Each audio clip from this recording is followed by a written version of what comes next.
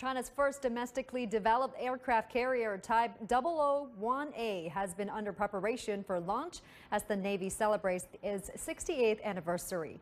The 50,000 tonnage vessel sits at the Dalian shipyard. The dock has been flooded Sunday afternoon for one last check to see if the ship is ready for launch. So far, the work has been progressing smoothly. Now, before the ship can be commissioned into proper service, she will still require several more years to become combat ready. As for her older sister, the Liaoning, which is China's first carrier, she is expected to remain a training ship for future carrier crews. Sunday, the Pentagon called for the isolated communist nation of North Korea to avoid destabilizing the situation further. Tensions between the two nations continue to rise. Pentagon spokesman Gary Ross said, "We'll call on North Korea to refrain from provocative, destabilizing actions and rhetoric, and to make the strategic choice to fulfill its international obligations and commitments and return to serious talks." North Korea's unlawful weapons program represents a clear, grave threat to U.S. national security. Just hours before the statement, a North Korean newspaper said Pyongyang was ready to take out a U.S. aircraft carrier conducting drills with Japanese destroyers near the Philippines. It's just the third week of April, but temperatures across northern, central and western India have been straddling the 45 degrees Celsius mark. The meteorological department has described it as a severe heat wave. But it's not so much the intense warmth that has surprised them. More, it's the timing. They weren't expecting temperatures like this until next month. Right now, this heat is very harmful for everyone because the temperature is around 45 degrees Celsius or above that. It is harmful not only for humans, but also for the birds and animals. Animal lovers have been distributing empty vessels to commuters and local residents, urging them to put out water to help them stay hydrated. The heat wave has been widespread and is even affecting places which are not accustomed to such high temperatures. The North Indian state of Himachal Pradesh, considered a getaway for people in times of fierce heat, has recorded its second highest temperatures in almost 2 decades.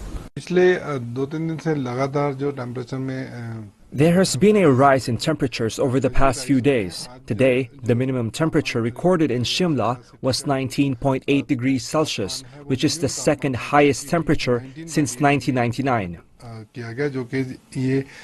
And these dry spells are of course bad news for farmers too. However, the Met Department said the seasonal monsoons would be on time this year, which is some consolation after a few years of devastating droughts. Indian summers can be quite deadly, especially when they go beyond the norm. As many as 700 people died last year, which was the warmest year ever globally. New research suggests artificially sweetened drinks like diet soda may be putting the brains of imbibers at increased risk of dementia and stroke. Scientists looked at the overlap of health conditions and artificially sweetened beverage consumption among several thousand adults. According to the study, people who drank one diet soda per day were 3 times more likely to suffer an ischemic stroke, which occurs when thickened artery walls limit blood flow to the brain. Adults who drank one diet soft drink per day were also 3 times more likely to be diagnosed with dementia. Researchers found no correlation between the two medical conditions and consumption of other sugary beverages, such as juice and soda sweetened with real sugar. Sky-high flames forcing thousands from their homes. My driveway leading to my house looks like another planet. More than 6,500 acres in 3 of Florida's West Coast counties burning. This used to be a home, so tragic to see this. More than 20 homes destroyed so far. These fires are dangerous. They're extremely dangerous, so we have to be very cautious. The Florida National Guard now part of the firefight, dropping water from helicopters to try and douse the flames. We have a very significant challenge. We are not out of the woods, so to speak, yet. Some residents decided not to evacuate, choosing instead to protect their homes themselves. I'm not leaving. My house is all wood. 26 million people across Florida are under either a moderate or severe drought alert, a tinderbox potentially aggravated by crime. At least one of the fires has been labeled suspicious. At this point in time, the fire is still under investigation. A $5,000 reward now being offered for information as people wait to find out how much longer they'll have to stay away from their homes. It might be a National Front stronghold, but there's no shortage of opposing opinions in the town of Hénon-Beaumont.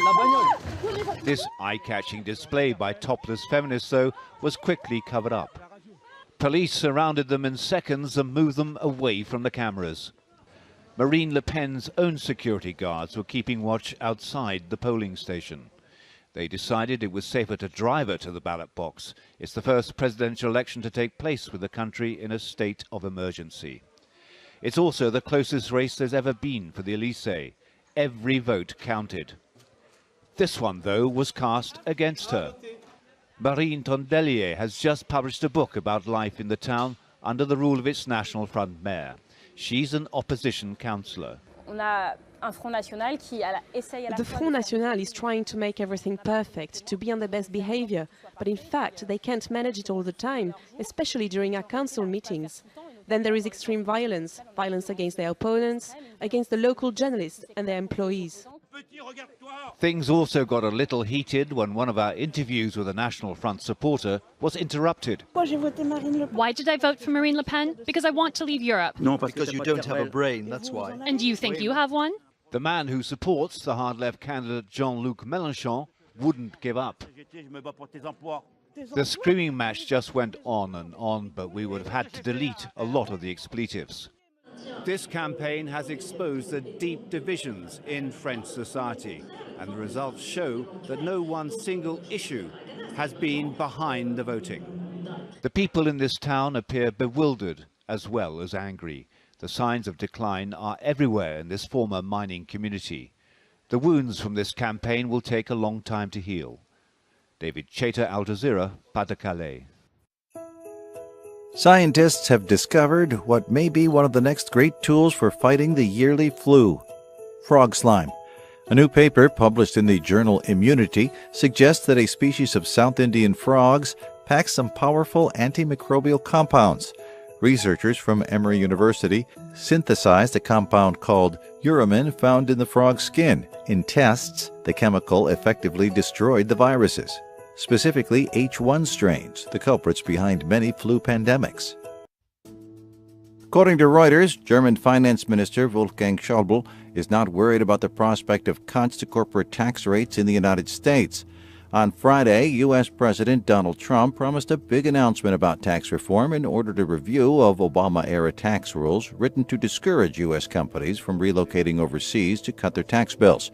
German magazine Wirtschaftswoche quoted Schäuble as saying U.S. corporate tax rates are among the highest in the world. If the United States lowers its corporate taxes to European or international levels, that won't bother me a bit. Just the opposite.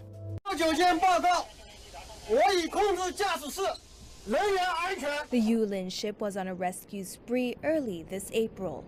It had just dispelled 8 harassing boats for a Hong Kong merchant ship when word came that it was needed to save a Tuvalu cargo ship that had come under a pirate attack. Yulin sped there and saved the ship in distress. We are always on alert and will always launch at the fastest speed. The rescue mission this time says a lot about us. We now play an important role in maintaining regional peace. The Chinese Navy has successfully escorted more than 6,300 ships since 2008. From searching for the lost Malaysian flight MH370 to providing clean water for the Maldives' capital Malé, the Chinese Navy has provided help for some 20 countries. It's reported to have given much-needed medical service to more than 100,000 foreigners. And it's the result of strategic changes over the past few years. We have new missions and tasks, and we always prepare with the best forces. Now we are working on more training on the open sea with task organizations, submarines and others regularly on patrol exercises.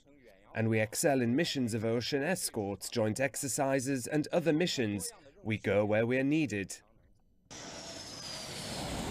According to China's military strategy released in 2015, the Navy is gradually shifting focus from just offshore waters defense to a combination strategy that includes more open seas protection. To this end, it's building a multifunctional and efficient marine combat force structure. And the Navy's sailing into the open sea reflects China's take on the ocean. A white paper China released says the country is abandoning the traditional mentality that land outweighs sea and is attaching great importance to managing the seas, oceans, as well as protecting its maritime rights and interests. China also said in 2012 it will work to become a maritime power, and that's a promise it looks to be keeping. Natasha Hussain, CGTN. 2 Japanese destroyers have begun maritime drills in the Western Pacific with the USS Carl Vinson Strike Group. Japan's Maritime Self-Defense Force did not say how long the warships would stay with the supercarrier. U.S. President Donald Trump ordered the Carl Vinson to sail to waters off the Korean Peninsula in response to rising tensions with the Democratic People's Republic of Korea. The country marks the 85th anniversary of the founding of the Korean People's Army on Tuesday, and in the past has used events like this to test new weapons. CBS News has reported that it's been 47 years since the first Earth Day, and Saturday was observed around the world with a focus on science. Rallies and marches were held in more than 600 cities from New York, Chicago, and Washington to London, Berlin, and Sydney, Australia. The officially titled March for Science was not billed as a political event, but many of those who marched said they were concerned about threatened cuts to research programs, especially those aimed at fighting climate change. According to NBC News, a record number of Americans say the government should do more to solve the nation's problems, in spite of a majority of voters having given control to the party traditionally associated with government reduction. 57% of the public say the government should do more to meet the needs of Americans, compared to 39% who believe the government is doing too much, according to an NBC News Wall Street Journal poll. This marks a shift since 2015, when 46% of the country complained the government was too active.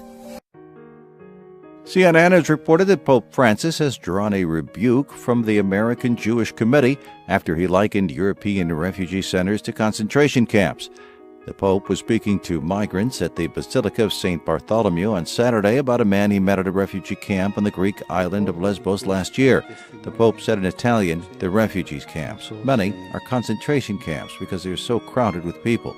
The AJC issued a statement asking the pontiff to reconsider his regrettable choice of words. It is calm at the outside of the building of Central European University, or CEU, conveniently located in the heart of Budapest. Business or day as usual, just a lot of tourists roaming the streets next to the university, oblivious to the ongoing political battle surrounding that institution. But just days ago at the huge demonstrations, that political battle took more physical form. Tens of thousands took the same streets to show their dissatisfaction with the government bill which would at the end shut the CEU. In my opinion, CEU is a symbol of open society after the system change. It's not the first time that the government attacks a university, but this is the first time that the government attacks a private university, which is a completely different situation than, for instance, reducing the budget of public universities in Hungary. Protesters are saying that the reason behind this motion is CEU founder, a controversial billionaire of Hungarian origins, George Soros, and activities of NGOs that are related to him. The heads of the CEU are warning that if the law is applied by the letter and the university is eventually closed, the consequences will be felt by many, and George Soros will not be among them. That would mean that hundreds of people, mainly Hungarians, will have to move somewhere else. Take their children out of school, find new apartments, a new school, a new life in another building, in another country. So that is against them. George Soros will remain in the United States. He will continue to support this university wherever it will be, but this will not be against him. It will not affect him. It will affect the people who work here. Professor Matei would like to see compromise with the Hungarian government, which interestingly enough also supports resolution of this issue through talks. But once again, a name of George Soros has surfaced. His activities are seen by the ruling coalition not as aiming at the support of the CEU, but at change of political course of entire country. CEU protests are seen as a tool of political pressure on Hungarian government to change its policy on migrants.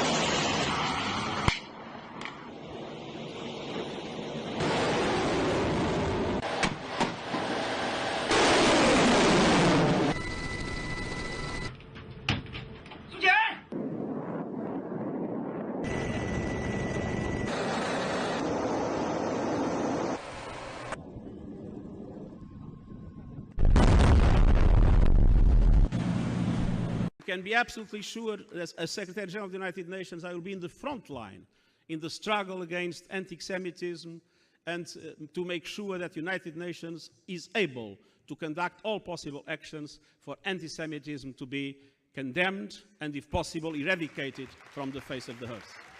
I've been involved with a modest and humble contribution, doing everything I could to support the peace process in relation to Israelis and Palestinians. NBC News has reported that North Korea has launched into a war of words against Australia over the country's alliance with the U.S. North Korea has warned Australia that it is within striking range of a nuclear weapon. A spokesman for the North Korean Foreign Ministry accused Australian Foreign Minister Julie Bishop of spouting a string of rubbish against the DPRK, the Democratic People's Republic of Korea, over the country's missile testing. The spokesman added that Australia is blindly and zealously towing the U.S. line. Both hands down about the fourth rung up. We've come a long way since that first giant leap, but our bodies are still playing catch-up. Astronauts lose proprioception while in space, or the ability to sense movement in their limbs and body, making them unable to walk. The best example of that I can give you is if I ask you to close your eyes and touch your nose. Most of us can do that without any problems at all, without missing. If you didn't have that sense of proprioception, the hand would be all over the place. But now groundbreaking research is helping train astronauts to keep that sense. It uses basic tests to measure a person's ability to perceive slight changes in movement. The study will run for at least a year, but the researchers believe they've already found the right astronaut formula. Our best proprioceptive movers are our gymnasts and our ballet dancers. So I suspect our best astronaut using that criteria would be a gymnast or a ballet dancer with a higher degree in science and a pilot's license. This machine measures how I control movement in my foot. It's been developed here in Canberra by researchers, and there's only one other in the world, and that's at NASA. The hope is that this can help space pioneers to one day take their first steps on the Red Planet.